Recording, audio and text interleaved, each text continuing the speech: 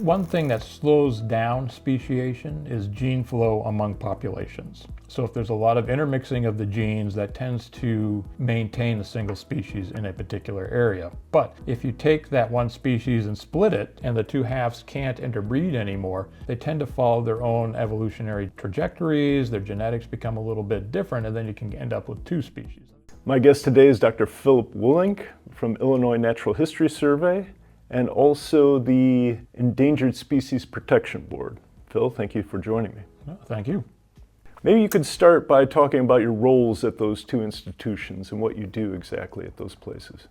So it's a little different between the two, and that may tie in with what you're thinking or going towards in this discussion. So with the Illinois Natural History Survey, a lot of it tends to be more on the research side, where we will go out and do surveys in Illinois, usually tied in with some type of particular project or grant, and then do the field work, and then write up reports based on that field work, and then those reports can go to whatever agency or research paper. So it's a bit more on the field work, research side of things. The Endangered Species Protection Board is a 9-person panel. It's a state board, and we are charged with coming up with a list of all the endangered animals and plants in the state of Illinois. And so that makes that decision based on research, but doesn't do the research itself, and then makes this list, which then goes into policy. So what you're seeing is kind of a continuum here, going from doing the field work, doing the research, doing the analyses, and then making that jump to policy, and then what effect that may have on society. How many species are currently on the endangered species list for the state of Illinois? There's several hundred species on the list. The vast majority of those are plants, and then animals as well. How many fish? I should know that, but I don't off the top of my head. It's a couple dozen. Yeah. So speaking of fish, how did your interest in fish begin? It really kind of just started by liking to be outside a lot and being in nature a lot, and an appreciation for water. And so it just kind of fits together with the fish living in the water, which is rather obvious. It just sort of seemed like a natural career path. So an opportunity to be outside and enjoy the outdoors, and then try to get a job that pays. That's the hard part, right? Yes. And have you studied freshwater fish as well as saltwater species? Most of it is freshwater, but I've done some saltwater as well. So, for example, I have been to places like Jamaica and Mexico and been on the coral reefs and all that sort of stuff. Not so much in professional capacity, but I've also identified a lot of marine fish and then put them into museum collections. Can you give us an overview of freshwater fishes and their importance to ecological diversity? So in regards to an overview, that is something that I have on mind right now, depending upon whenever you see this, because in early 2025, myself and two others have a book coming out, Fishes of the Chicago Region, through University of Chicago Press. And I can tell you we have 164 species of fish we're recognizing within about 100 miles of Chicago. So that gives you an idea of the biodiversity, or how many freshwater fish are within the Chicago area. This area encompasses, of course, both the Great Lakes and the upper Mississippi, which ties into part of why we have that many species right there. So we have a mixture of Great Lake species, Mississippi species. And within that, we have a lot of different habitats. We have large lakes like Lake Michigan, smaller lakes, and then large rivers, smaller rivers, and all that sort of thing. As to why this is important, there's a lot of reasons that freshwater fishes are important. One of the more obvious ones that people see is there's a recreational fishery. People like to go out and fish, and it's a popular pastime. They will take the families out to do this sort of thing. It's generational, that is, it'll pass on from parents to their kids, and it is also a major revenue generator. And in the Great Lakes, that's huge. It's drives millions of dollars every year. So you can look at it from basically a financial point of view, very important that way. Now, another aspect that is important is that fishes are an indicator of the health of the ecosystem. If you understand their ecology and the different sensitivities of different types of fish, and with 164 in the area, you get a whole suite of different sensitivities. Some are not sensitive at all, we find everywhere. Others you only find in certain habitats. Some are okay with pollution, many are not okay with pollution. So if you know these types of things and you can go out and do a fish survey, what fish you find in a particular ecosystem tells you a lot about that ecosystem and the health of that ecosystem. And if you're trying to restore that ecosystem, you can look at this information, and it doesn't have to be just fish. It's just what I happen to specialize in, but you can look at all kinds of animals and plants. If you're trying to restore it, you can see what's there, and then you will have a better idea of what possibly, you may have an idea what was there in the past, and that may give you a target of how you want to restore a particular ecosystem and what may be lacking in that and what you may want to focus on. So by understanding the fish, you understand the aquatic ecosystem, and you can restore that ecosystem if you want. You can manage it in a particular way. And even though a lot of the emphasis I'm having right now is on biodiversity and that sort of thing, this also impacts drinking water. We want clean drinking water. And if you have a healthy ecosystem, you're more likely to have cleaner drinking water. Yes, we can clean up water, but it costs a lot less to clean up water that's already clean as to something that's horribly polluted. So by trying to keep it clean, that enhances our drinking water security, and although people don't talk about it very often, everybody is concerned about drinking water. Where would you find the greatest diversity of freshwater fishes in the world? In the world, that would probably be the Amazon, near the foothills of the Andes. That's where I've seen the greatest diversity. So for example, I was on an expedition on a river that flowed out of the Andes into the lowland Amazon. We were there, we caught 300 something species of fish. State of Illinois total has around 200 species of fish. And we surveyed an area about roughly, probably smaller than the size of Illinois. So we got 300, and our species, what we call species accumulation curve, had not plateaued, which means every day we were still catching new species in the area. So we don't actually know how many were there. There were at least several hundred within this river system. Mm-hmm. So we're looking at 2 to 3 times the diversity of a single state in the United States. And in terms of the United States, where would the greatest diversity of freshwater fishes be in the U.S.? That would be in the southeast portion of the United States, probably like in Tennessee, that sort of area. I don't know, that general region, so Tennessee, mm-hmm. northern Alabama. And if you're curious as to why we think that, there's a number of ideas as to why, but part of it is that seems to have one of the oldest, most stable, semi-stable aquatic ecosystems in the area, which means there has been a lot of time, or at least more time there, for these species to evolve into different species, and hence we've seen more species there. Compare that to something like the Great Lakes that 10,000 years ago, 15,000 years ago were completely covered with ice because of the glaciers during the glacial age. So there were no fish in the Great Lakes mm-hmm. 15,000 years ago. And what we're seeing is that species are now moving from south to north to colonize that, but they haven't had the time to speciate and do all these other types of things, whereas in the southeast we have seen that. And then other parts have had other certain issues like droughts and different climates and all these types of things. But that's sort of the...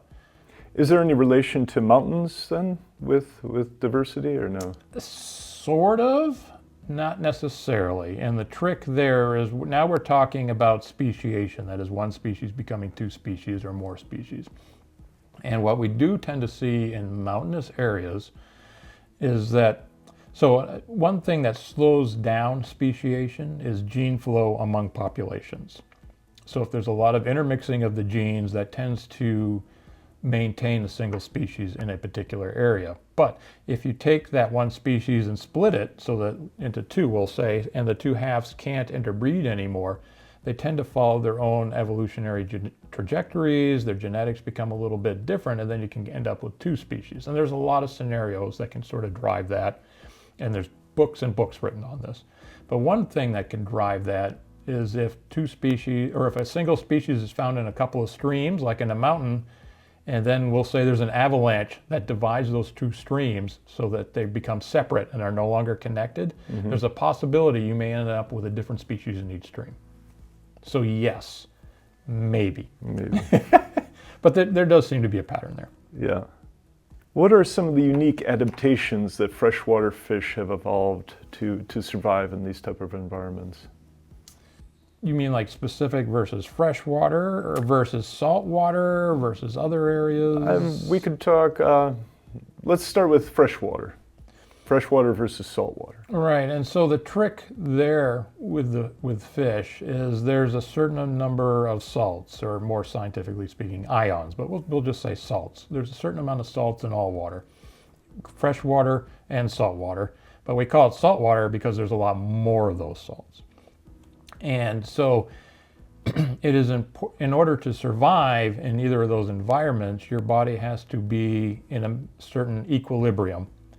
And outside the body and the environment, the situation could be different. And so we have salts in our body as well. Now, a fish in the ocean is the tendency is for the water in the cells in a fish to go out into the ocean because there's more salts there, and the water's trying to dilute the salts. So if there was nothing else happening, most of the water would leave the fish's body, and the fish would be basically dehydrated and would die. But it has certain mechanisms to maintain the salt concentration inside its body or get rid of excess salts and then regulate in order to regulate its water. In freshwater, we have the exact opposite situation in that there's less salts in the environment as opposed to inside a fish. So fish tend to lose their salts to the environment, but more water tends to come in. So fish have developed mechanisms by which to get rid of the excess water and retain their salts. Mm-hmm. And they do that by basically moving salts back and forth across cell membranes. And then even though water can come in, what they basically do is they pee a lot and then just try to get rid of a lot of that excess water. What about species that are found in brackish water environments where you have the coming together of the salt and the fresh water? And there are some that do that, and they are rarer than most of the others. It is far easier to live in a stable saltwater environment or a stable freshwater environment. It is tricky to go back and forth between the two, and it is tricky to live in an environment, as you pointed out, where the situation could change, like during a tidal situation. And so there's a relatively small number of fishes that have the ability to switch their salt regulation accordingly to the environment around them. But there's relatively few that can do that. And it's a trick. And then there's some others that are, for example, they may be born, we'll just say born in the ocean, but then swim to the freshwater rivers to spawn or whatever and back and forth. The salmon. Like salmon will do that. Eels do that type of thing too. A more interesting example would be bull sharks can do that. They're mostly found in the ocean, but they can be found in freshwater environments. Oh, wow. And they, all of these can switch their mechanisms by which they control the amount of salt in their body. And I should say that sharks do it slightly differently than your typical fish. And do sharks do it for breeding purposes as well? Or do we not know? Not necessarily. No, they're just doing it. Looking for food and places to live. Yeah, that's what sharks do. Could you share some of your most interesting discoveries in your work in fish over the years? Oh, that's hard. My answer would probably change every day you ask me that. So even though we've been sort of talking about Illinois, and I talked about Chicago region, I've worked in around a dozen countries around the world, mostly South American, but I've also been to Papua New Guinea and Madagascar on expeditions. I have discovered and written papers on new species, brand new species that scientists had not seen before, at least formally described before. I'm not going to say no one's ever seen it because there's like people everywhere if you go. Yeah. But we described these particular species as new to science, so that's very cool.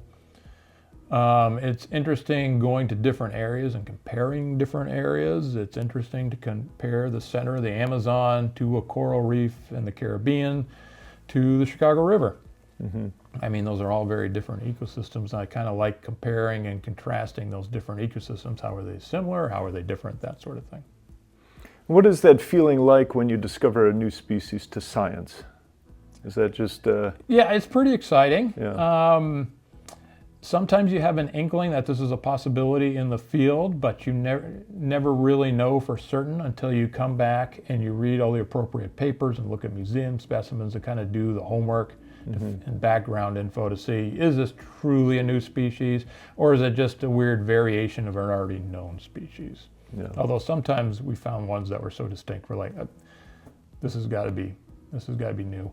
There's one that we didn't really know it was necessarily a new species in the field. It was a catfish. We found it in Guatemala and brought it back, and we brought back a number of fish to the museum. This is at the Field Museum. I was working there at the time, and different people worked on different groups of fish, and I happened to be the one that was working on the catfish, and I came up with this thing, and I couldn't even figure out what genus it was supposed to be in. So species are sort of divided into families, genus, and then species in increasing specificity. And I couldn't even put it in a genus. I didn't know, because it was that different than everything else. And I thought that I was just really bad at IDing catfish until I started asking around and looking into it, and I realized, no, this thing was that different. Yeah. And then I knew what family it was roughly. And so it was very confusing. But then somebody else was working on a revision of that group, had not been to Guatemala, but was excited to see the specimens. We teamed up, we wrote a paper to describe this new species and submitted it to review. And it was so different that 3 different people reviewed this paper to see, is it worth publishing? That's sort of the process. Mm-hmm. And all 3 reviewers agreed, yes, this is a new species, and all 3 reviewers put it in a different genus. Wow. Because it was that different. Yeah. So what was the new genus and species name that you came up with? Well, we didn't. Well, they put it into. We didn't put it in a new genus. Although actually we could have described a new genus, but everybody put it into 3 already existing new genera. But it was a new genus, and it was Podomarinus. If it really, you can go look it up. Yeah. It translates as it was in a tributary of something called the Usumacinta River. And if you translate the name back in Latin, it means river warrior of the Usumacinta, which I thought was a that cool sounds like an appropriate name. Yeah. What is your favorite freshwater species, if you had to select one or several, and why? See, this is another one. If we did this tomorrow, I would give you a different answer. Mm-hmm. And if you asked me yesterday, I'd probably give you a different answer. It's all what I've been thinking about lately. I'd say right now, my most favorite species is something called the northern brook lamprey. And it is found in the Great Lakes region, upper Mississippi region. A lot of people, when they think of lamprey, at least in the Great Lakes, think of sea lamprey. An invasive species, has done a lot of damage to lake trout and salmon and all kinds of other things. And I should probably take a step back. So a lamprey is an eel-like fish. It doesn't have a mouth per se, as in like jaws and everything, but it has a circular disc with teeth in it, and it latches onto the side of a fish, it bores a hole in the side of the fish and sucks out the bodily fluids, and that's how it feeds. It doesn't necessarily kill the fish, but if it sucks out enough, it may kill the fish, and sometimes 2 or 3 lamprey may actually latch onto one fish, and then you have more damage and on and on. So anyways, it's done a lot of damage to the commercial fisheries in the Great Lakes, where it is an invasive species, but it is native to the Atlantic Ocean. So that's when people think of lamprey, at least in the northern United States, southern Canada, they think of sea lamprey. Mm-hmm. But there's actually a lot of different species of lamprey. Most of those are native, including the northern brook lamprey. And not only are they native, but they're actually very sensitive species, and many of them are threatened or endangered in certain parts of their range.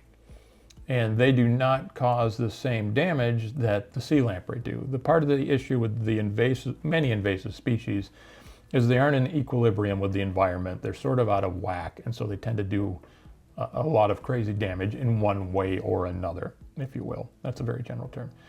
But these other lamprey have been in these ecosystems for thousands of years or longer, and they have found a balance. And so we don't see that damage. And they're actually sensitive to a lot of things like sedimentation, that is too much silt in a river, and some other things. Now, what's interesting with the northern brook lamprey is, as I was looking into it for a particular paper for putting forward some guidance for this, conservation guidance for this thing. So if someone were to come across a northern brook lamprey in the Midwest, what could they do about conserving it, that type of thing. And what's interesting is that with lamprey, there's something called paired species. I should say another thing about them. You may get the whole episode on lamprey biology here. And I gave a talk about this a few months ago. Lamprey are sort of like caterpillars and butterflies. The young of a lamprey do not have these teeth. They actually live in the sediment for several years in the bottom of a stream, and they filter out microorganisms. And then they undergo a metamorphosis, and they turn into their adult stage. And depending upon the species, that adult stage may only live for a few months, in which case it never eats at all, and it just spawns and then dies. Or in some other instances, when it transforms and metamorphs into an adult, it could live for a year or two as a parasite, like the sea lamprey type of situation, where it latches onto other fish and feeds on them, and then it will spawn and then it will die. Okay. Now, there's paired species among lamprey in some species where the amosite is basically impossible to tell apart from two different species. And oftentimes, one of these species is a parasitic species and the other species is a non-parasitic species. And when they're adults, people can tell them apart, but when they're young, people cannot. Mm-hmm. All right. And so there have been, and this is throughout the whole world, more northern hemisphere. Lampreys are mostly northern hemisphere. So people have now been trying to figure out, how can we tell the young apart? They're called amocetes. How can we tell these apart? So they started looking at the genetics, and they just sort of discovered that what we thought were two different species had the same genes. In other words, we could not tell them apart genetically, even though we could tell the adults apart by looking at them. And people looked at this a little more and then discovered that the parasitic and non-parasitic species in a particular river were more closely related, those two forms, than they were to the forms in a different river. And what this basically means, and so the parasitic species tended to live in headwaters where there's fewer large fish to prey on, and they're non-parasitic, whereas the parasitic the ones that feed on other fish tend to be in larger rivers or lakes. What this appears to be is that what we thought at one time were two species are actually just one species, and depending upon the environment, their adults look completely different. Interesting. Yeah. Yes. And so people are now starting to realize we used to conserve species A and species B, but now it's all one species, but depending on the environment, you may get one form or another. How do you conserve that? Yeah. And that's where we are right now.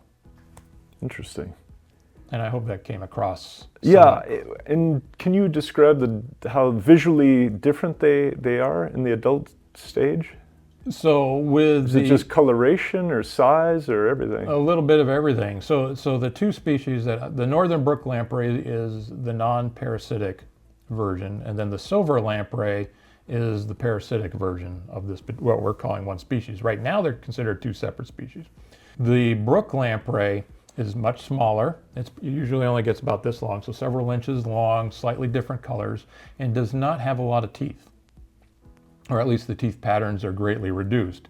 Go to the silver lamprey, it's 2 to 3 times longer, it has different modeling colors associated with it, and it has a lot of teeth because that's the parasitic species. Yeah, interesting.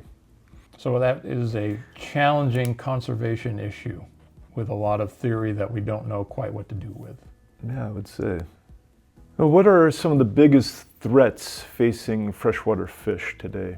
So, I mean, there's all kinds of different types of things associated with this. Climate change is always something that comes up with warming.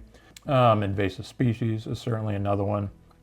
Invasive species is kind of tricky with fish because you sort of have the unintentional invasive species, the ones that slip through and you don't really mean them to be there, but they sneak in there for some reason.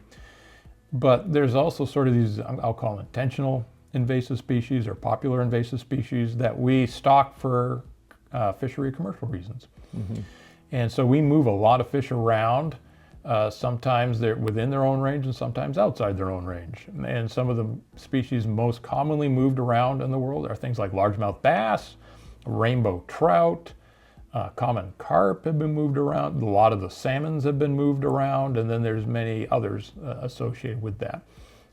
And we do this intentionally because of the recreational fisheries.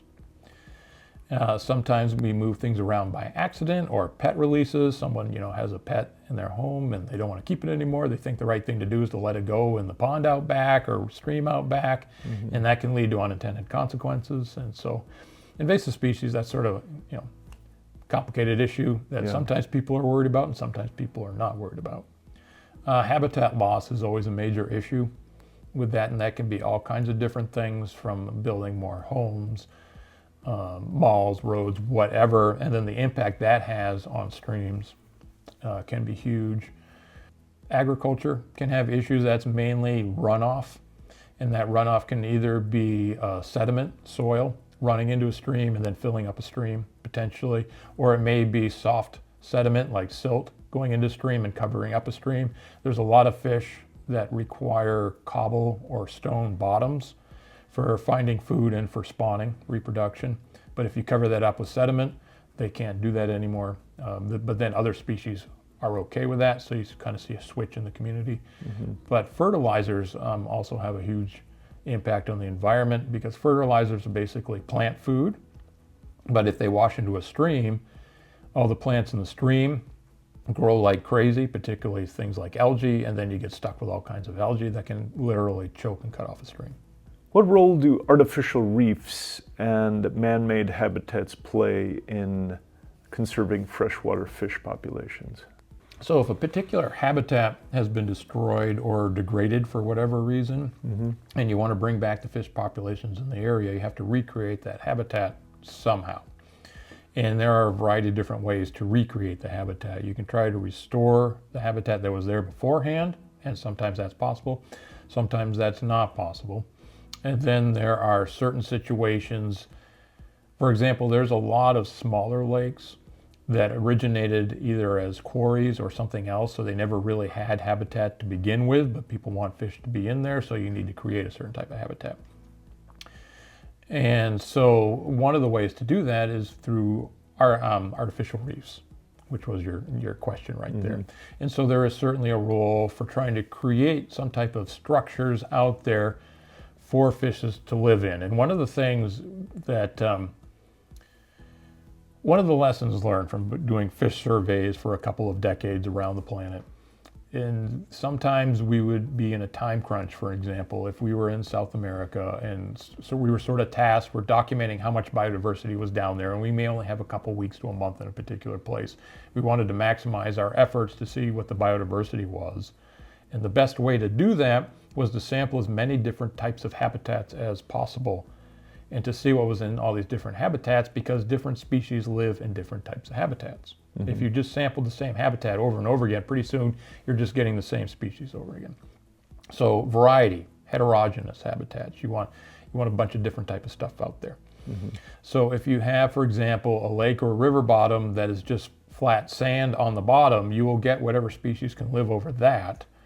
But if you want to see more out there, or if there was, in the past there was more out there, you could put an artificial reef out there to make the habitat more complex. And when you do that, you will then see more species living in that particular area. And there's actually a lot of research in what are the best artificial reefs, what are the best designs, and this that can withstand the elements and that do attract particular fish to there. I have not done a lot of artificial reef work, but some of the work I have done ties into artificial reefs. So for example, off the shore of Chicago, there are a number of rock outcrops. And these rock outcrops are actually they're Silurian dolomite. They're 420 million years old. They're actually the compressed remains of coral reefs from several 100 million years ago, which may seem weird to have that in Chicago. But the reason that is because Chicago was not always where it was today. Go back several 100 million years. It was actually south of the equator in a shallow tropical sea, and the bottom was covered with coral reefs. But then through plate tectonics and stuff, it moved all over the place. Well, it moved and ended up where it is now in the northern hemisphere in freshwater ecosystem. So anyways, but remnants of these coral reefs are poking up in different places, and one of these is called Morgan Shoal, which is off the Hyde Park neighborhood, just a couple 100 feet from DeSable Lakeshore Drive, and extends out about a quarter of a mile. That area, there's been a lot of talk about developing that area, but as this talk was going on, it was realized that no one had ever done any surveys out there to see what was on this particular shoal or reef remnant, if you want to call it that. So I was tasked with going out there to see what was out there. And what was interesting is we found a lot more fishes on that shoal than what you would find on basically the open bottom of Lake Michigan. And the reason for that is because this rock outcrop with the rock sticking off, and parts of it are breaking off, so you get boulders and then smaller rocks and everything. You get all of these different types of habitats instead of just a flat bottom. In all of these types of habitats, there were more we could call aquatic macroinvertebrates, or aquatic insects were living there, and little worms and things like that, all very tiny things. The important thing is smaller fish were coming in to eat these little tiny critters, and then bigger fish like lake trout and salmon, up to 3, whatever feet long, were coming in to eat the smaller fish. And so that all is because there was sort of this reef structure out there.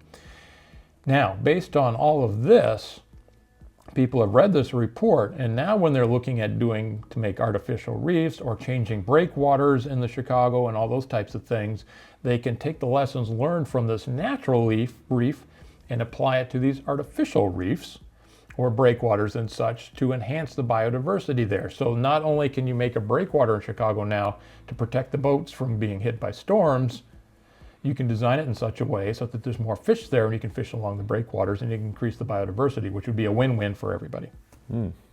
For sure, yeah. Was that what you were looking for? Absolutely. Let's talk about bluegills and their reproductive strategies. I remember as a kid in little lakes in the Midwest here, you'd see almost like a mud bowl in the bottom of the lake with,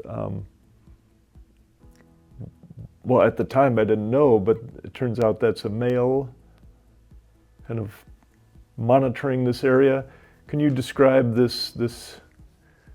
What happens in bluegill and a lot of the other sunfishes, so things like pumpkin seeds, green sunfish, and actually bass do this as well. They're all in the same family.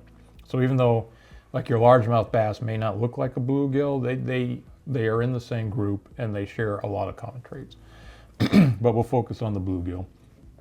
Small fish, several inches long, and late springish, kind of depends on where you are.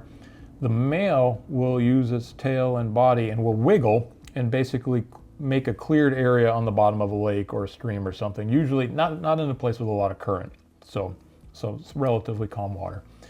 And they will brush away the silt, the loose stuff, so that it is just sort of a sand gravel bottom right there. And this kind of depression that you were talking about, it's like a foot or two across, depends. And then the male will sit on there and show off and strut his stuff, hoping for a female to come along. And the females will go, and there could be a bunch of these things. You can see sometimes, and we call that a nest. And sometimes in some areas, you will see a bluegill nest every several feet. Or you may only see a couple or only one, or sometimes there'll be like 20. And then a female bluegill will come along. And if she chooses the male based on whatever characteristics she happens to be looking for, she will come over, lay eggs in the middle of the nest, and then the male will do his thing to fertilize them. And then the female swims off, but the male stays there and guards the eggs. So if something else comes by, he will chase that off. And that something could be another fish, could be a minnow, it could be a crayfish, it could be a person. If you walk over real closely and aren't too scary, but sort of scary, it will flare its opercles. That's the gill covers. It'll make them go out like this. Does that to make it look bigger, or it'll try to scare you off, may even try to nip at you. but you're so big you would probably scare it off. But anyways, he will try his best to protect the eggs, and then when they hatch, and while they will stay there for a little while, he will protect the young. Like that. So it's a fatherhood thing. But that's the parental male, but then you also have the satellite males and the sneakers, right? So the twist on this is there are some other male bluegills. They tend to be smaller. And what they do is they lurk, and they aren't quite big enough to attract the females. And they don't make a nest because it's not really worth their effort, if you will. If they were to make a nest, a female would probably pass them by. Maybe, maybe not. But anyway, they tend to be smaller. So they kind of lurk on the periphery. And then when the female comes in and lays the eggs in the middle of the nest, these, what they call sneaker males, will shoot in or sneak in real quick and then try to do his thing to fertilize as many eggs as possible and then dart back out again before he's chased off by the other male. And so they have found sort of another way to exploit this system. So you have the basic system of one male protecting the eggs and then the other male sneaking in trying to take advantage of that system.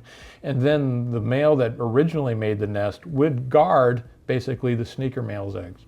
Mm-hmm. But don't you also have males that are small enough in size that they actually mimic the female? So the male will think that that's a female instead of a smaller male? Or am I wrong? That could be. That could be part of the strategy as well, and that immatures and smaller ones and females and bluegills tend to have very similar coloration. So yeah. I came across one of your papers entitled Stingray Spine Use and Maya Bloodletting Rituals, a Cautionary Tale. Could you give us a brief overview of what that paper is all about? So that paper came about, I was at the Field Museum, and it was Friday, it was after work, and so a bunch of us went out and had drinks, and we're talking work, because can't shut off work, unfortunately. Mm-hmm. And this is a good time with people from different departments to talk and chat with ideas and stuff like that. And so someone from anthropology mentioned that Maya, these are the culture that lived in Central America several hundred years ago, would use stingray spines in particular ways, and talked about some ideas about how they may use these things. But then coming at it from a fish perspective, I was like, that you can't do that with a stingray spine. That doesn't really make a whole lot of sense. So we went back and talked about these different ideas and ended up writing a paper about some of the ways in which these ancient Maya used stingray spines in religious bloodletting rituals. All right, so there was a ritual among the Maya, and that certain times of the year, the elite, or the ruling class, in certain ceremonies would cut themselves, bloodletting. They would release this blood and offer this blood up to the gods in turn for a bountiful harvest or whatever it was, good weather for growing crops, whatever the particular circumstances there were. And so they would cut themselves in certain ways. There's a variety of different knives or whatever that they could potentially use, but one thing that apparently they used were stingray spines, and these are basically like natural knives. And so this is depicted in a lot of their iconography. So if you go to some Mayan temples, you'll actually see pictures of these things, these stingray spines associated with these rituals, like that. But there was some debate as to how they would use these things, as to did they use fresh spines, that is covered with the tissue over it, or did they take all the tissue off and use basically just the underlying bone, like that.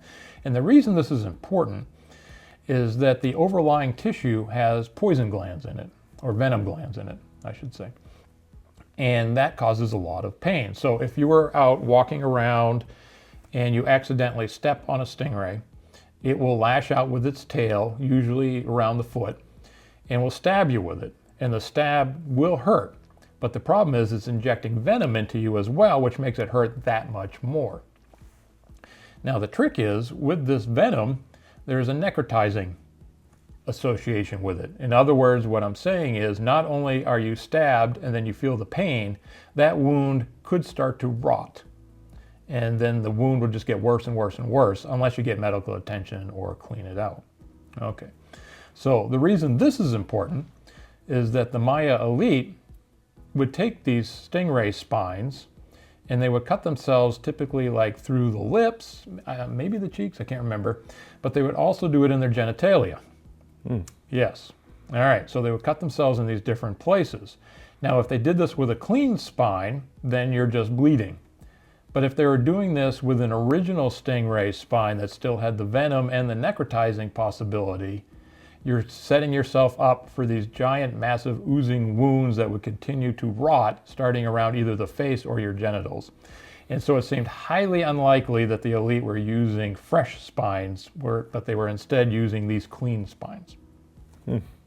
So we wrote a paper about that in an archaeology That truly is a cautionary tale, right? Yes.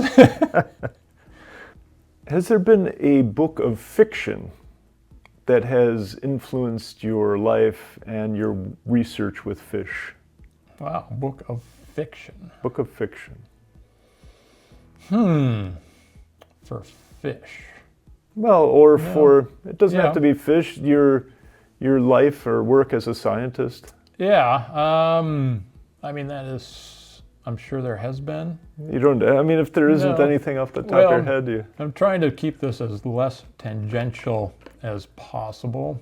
I will say that here's another thing, my answer would probably change with this over time, depending upon when you do it. When you ask me this particular question, I had recently read a couple of books, one of them called Neuromancer. It's a science fiction novel. And another one, Hyperion, which is a series, once again, another science fiction novel. And in both of these novels, artificial intelligence, or AI, play a prominent role in the future of humanity. These are all both set in the future, okay? And in case you want to read these books, I'm not going to tell you what happens, other than say artificial intelligence, or AI, is important to that, among a bunch of other things, okay?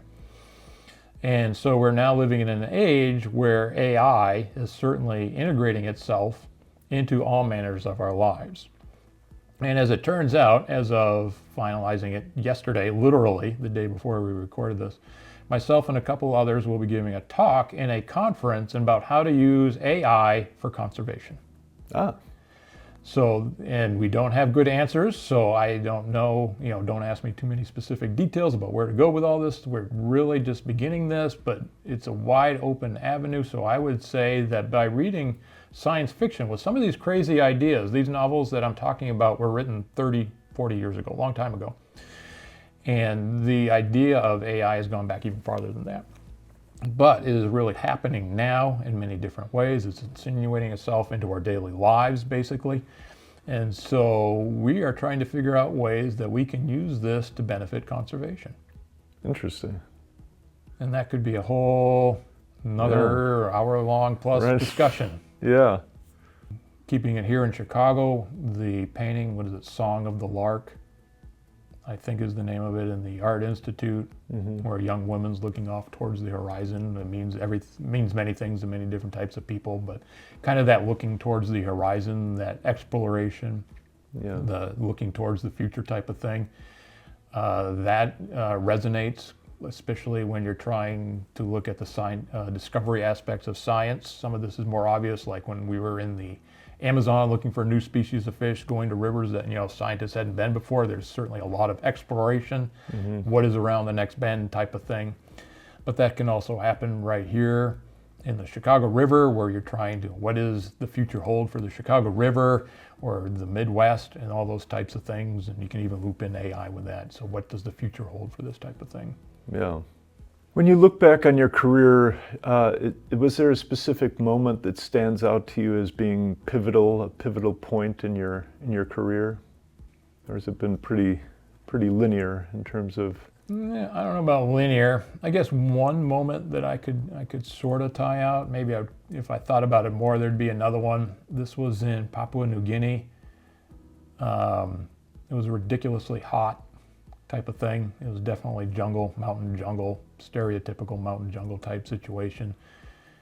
And I was doing fish surveys out there, but it was nighttime, and there was other people out there, and they were talking about the ways they do different surveys. And one of those was there was a herpetologist there doing frogs and things, talking about recording frog calls and stuff like that.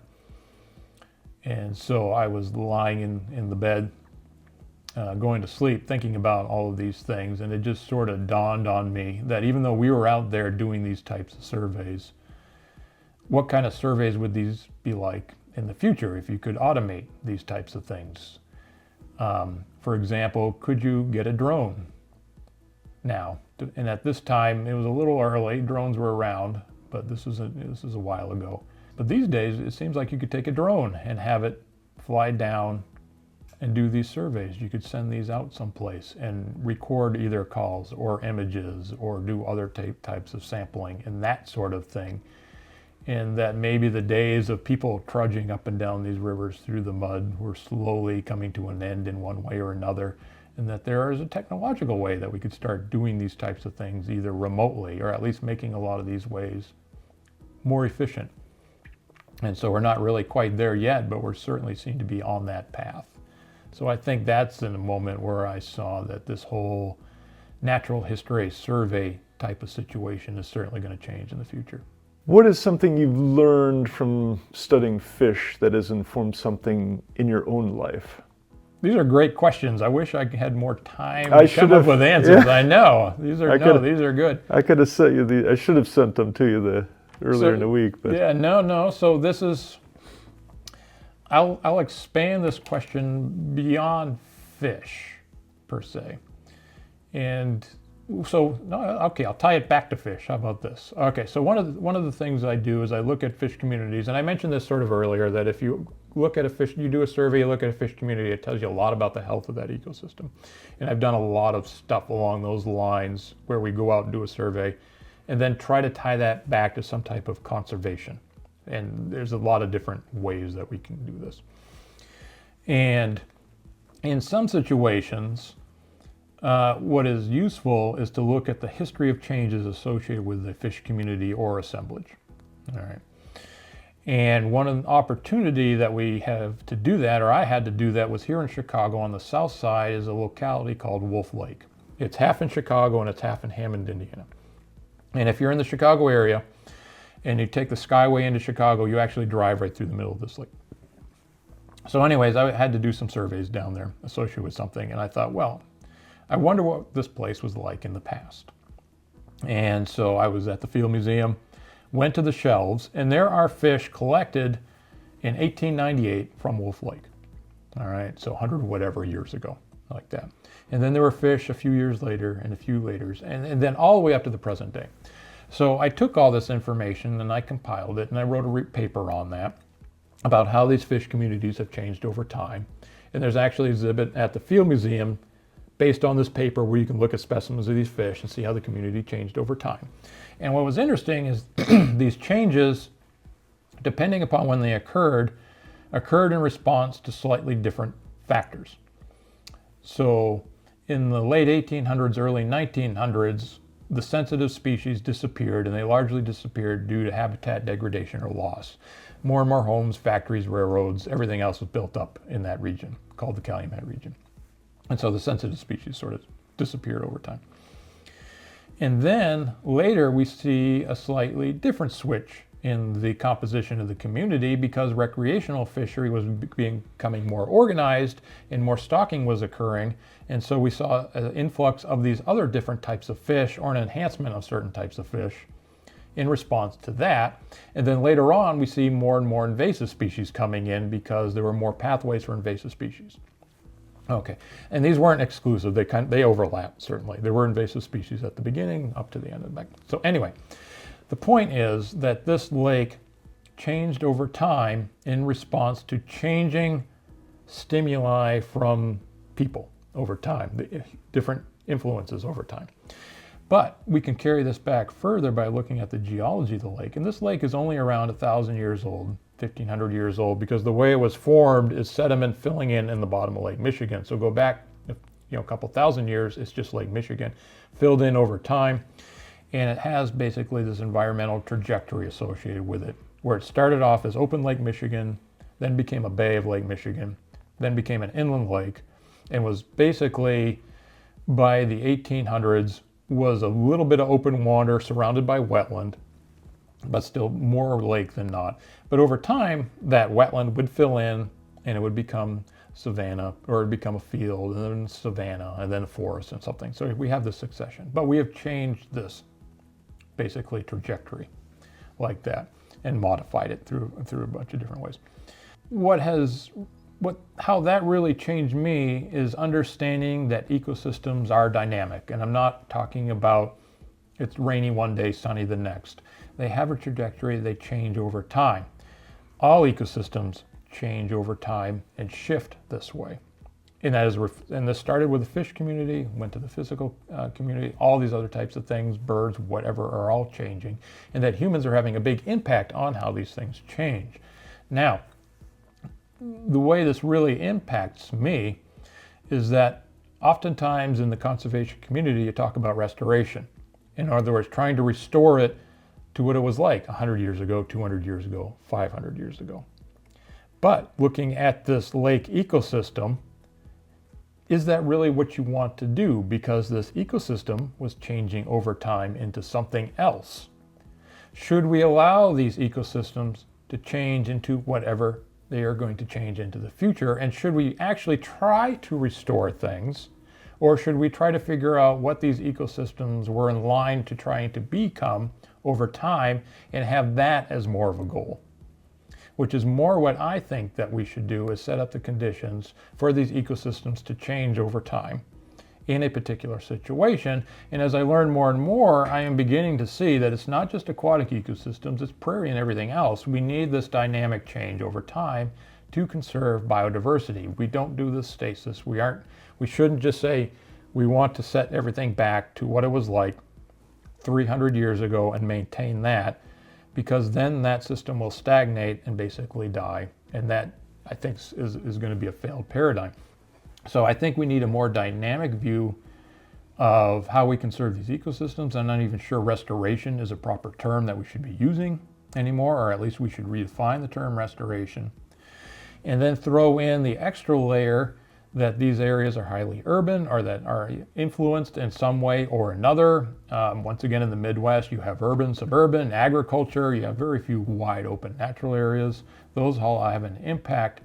How do we try to figure out how these ecosystems will change moving forward into the future with the human layer intertwined with that?